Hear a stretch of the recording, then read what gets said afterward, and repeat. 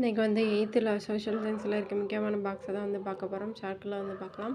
First வந்து பெண் சிசு கொலை வந்து 1804. இது எப்படின்னு ஞாபகம் வச்சுக்கலாம் அப்படின்னா வந்து வங்காளம் ஊர் இருக்கு இல்லையா, அங்கே வந்து இப்போ பெண், அதாவது வயிற்றில் வந்து குழந்த பெண்ணாக இருந்தால் வந்து பெண் சிசு கொலை பண்ணுவாங்க இல்லையா, அது வந்து 4 மாதத்துலேயே வந்து பண்ணிடுவாங்க அப்படிங்கிறத வந்து ஞாபகம் வச்சுக்கோங்க. இது மூணு சட்டமே வந்து 1804 தான் வரும். அதனால் வந்து 1804 வந்து பெண் சிசு கொலை.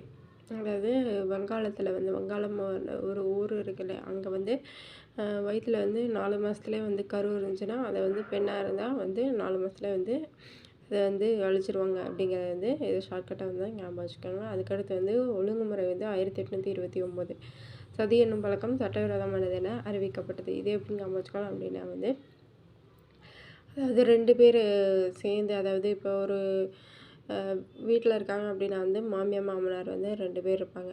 ஆனால் மாமனார் அவ்வளோக்கா டார்ச்சர் வந்து பண்ண மாட்டாங்க. மாமியாவும் நாத்தனாரும் தான் வந்து சதி பண்ணுவாங்க, சேர்ந்து வந்து சதி பண்ணுவாங்க. அப்போ 2 பேரும் சேர்ந்து சதி பண்ணுவாங்க. அது வந்து யார் தடுக்கிறாங்க அப்படிங்கிறது வந்து அவங்க ஒழுங்காக இருக்கணும் அப்படிங்கிறதுக்காண்டி யார் வந்து தடுக்கிறாங்க அப்படிங்கிறது வந்து நயன்தாரா வந்து தடுக்கிறாங்க அப்படிங்கிறத வந்து நயன் அப்படிங்கிறது வந்து நயன்தாரா அப்படிங்கிறது வந்து ஞாபகம் வச்சுக்கோங்க. நயன்தாரா வந்து அந்த ஒழுங்குமுறை வந்து ஒரு சட்டவிரோதமானது அப்படின்னு வந்து சொல்கிறாங்க அப்படின்னு வந்து ஒரு குழு மாதிரி வச்சுக்கோங்க. அப்போ வந்து ஒழுங்குமுறை வந்து 1829. நெக்ஸ்ட் வந்து இந்து விதவைகள் மறுமண சட்டம் வந்து 1856 விதவைகளை வந்து மறுமணம் செய்ய அனுமதிக்கிறது. இது எப்படி ஞாபகம் வச்சுக்கலாம் அப்படின்னா வந்து, இப்போ வந்து எல்லாருமே வந்து மறுமணம், அதாவது விதவைகள் இறந்துட்டாங்க அப்படின்னா வந்து 56 வயசுக்கு அப்புறமும் கூட, அதாவது இப்போ அம்மா வந்து அவங்க பொண்ணு வந்து வளர்ந்துட்டாங்க அப்படின்னா வந்து அவங்க அம்மாவுக்கு வந்து துணை இல்லை அப்படிங்கிற ஒரு இதை வந்து சொல்கிறாங்க. அவங்க வந்து ஃபீல் பண்ணுறாங்க இல்லையா, 56 வயசாக இருந்தாலும் நீங்கள் வந்து மறுமணம் பண்ணுறதுல ஒரு தப்புமே கிடையாது அப்படிங்கிற மாதிரி. இப்போ வந்து மகள்களே வந்து அவங்க அம்மாக்கோ அப்பாக்கோ வந்து இன்னொரு கல்யாணம் பண்ணி வைக்கிறாங்க இல்லையா, அப்போ 56 வயசு அப்படிங்கிறத வந்து ஞாபகம் வச்சுக்கோங்க. அல்லது 5-6 மாதத்துலேயே வந்து ஒருத்தவங்க வந்து இறந்துட்டா அவங்கள வந்து மறுமணம் வந்து மறு கல்யாணம் வந்து பண்ணிக்கிறதுக்கு வந்து அனுமதிக்கிறாங்க அப்படிங்கிறது வந்து சும்மா ஷார்ட்டாக வந்து ஞாபகம் வச்சுக்கோங்க. 5-6 மாதத்துலேயே வந்து ஹஸ்பண்ட் இறந்துட்டா அவங்களுக்கு வந்து இன்னொரு கல்யாணம் பண்ணலாம் அப்படிங்கிறது வந்து ஒரு சட்டமாக வச்சுட்டாங்க. 5-6 மாதம் அப்படிங்கிறத வந்து ஞாபகம் வச்சுக்கோங்க. அப்போ 1856 விதவைகள் மறுமணம். அதுக்கடுத்து வந்து உள்நாட்டு திருமண சட்டம் வந்து 1872. இது எப்படி ஞாபகம் வச்சுக்கலாம் அப்படின்னா, குழந்தை திருமணம் தடை செய்யப்பட்டுள்ளது. இப்போ உள்நாட்டில் வந்து நீங்கள் குழந்தை திருமணம், அதாவது 18 வயசு ஆகாமலே வந்து கல்யாணம் பண்ணி வச்சாங்கன்னா அவங்களுக்கு வந்து 7.5 தான் உள்நாட்டில். வெளிநாட்டில் வந்து அது எப்படின்னு தெரியல. உள்நாட்டில் வந்து குழந்தைகளுக்கு வந்து 18 வயசாகாமே பண்ணிட்டாங்கன்னா அவங்களுக்கு ஒரு 7.5 சனி அப்படிங்கிறத வந்து ஞாபகம் வச்சுக்கோங்க. அப்போ 7.5 சனி 72 அப்படிங்கிறத வந்து ஞாபகம் வச்சுக்கோங்க. நெக்ஸ்ட் வந்து சாரதா சட்டம் 1930 சிறுவர் சிறுமிகளுக்கான திருமண வயது வந்து உயர்த்தப்பட்டது.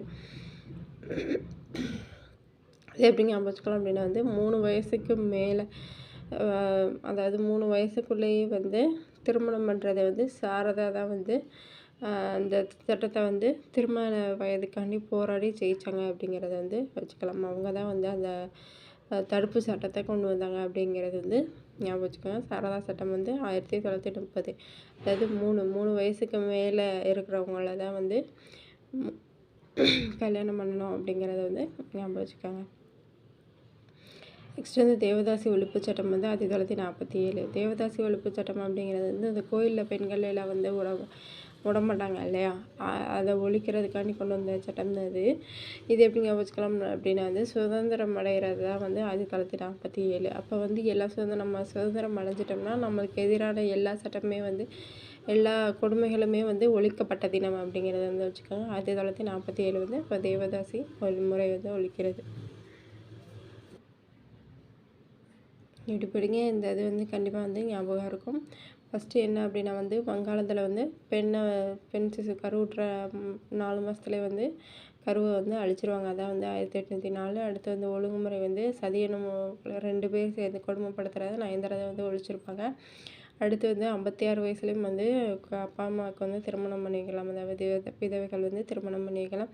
அல்லது 5-6 மாதத்துல இறந்த கணவன் அல்லது மனைவிகள் வந்து மறுமணம் வந்து பண்ணி வைக்கலாம். அதுக்கு அடுத்தது உள்நாட்டில் வந்து குழந்தை திருமணம் யாராவது குழந்தை வந்து திருமணம் பண்ணாங்கன்னா அவங்கள வந்து ஜெயிலில் பிடிச்சி போடுறாங்க. அவங்களுக்கு வந்து 7.5 தான் 7.5 சனி அப்படிங்கிறது வச்சுக்கோங்க. அடுத்து வந்து சாரதா தான் வந்து சிறுவர் சிறுமிக்கான திருமண சட்டத்தை வந்து 3 வயசுக்கு மேலே இருக்கவங்கள அந்த 3 வயசுக்கு மேலே அப்படிங்கிறத ஒரு சின்ன க்ளூ மாதிரி வச்சுக்கோங்க. அடுத்து வந்து தேவதாசி ஒழிப்பு சட்டம் வந்து 1947 சுதந்திரம் அடைஞ்சதுக்கப்புறம் நம்மளுக்கு எல்லா கொடுமைகளும் வந்து அழிச்சிட்டாங்க. இதுதான் வந்து ஷார்ட்கட்டு. இது வந்து கண்டிப்பாக படிங்க, கண்டிப்பாக ஞாபகம் இருக்கும். இது வந்து முக்கியமான பாக்ஸு.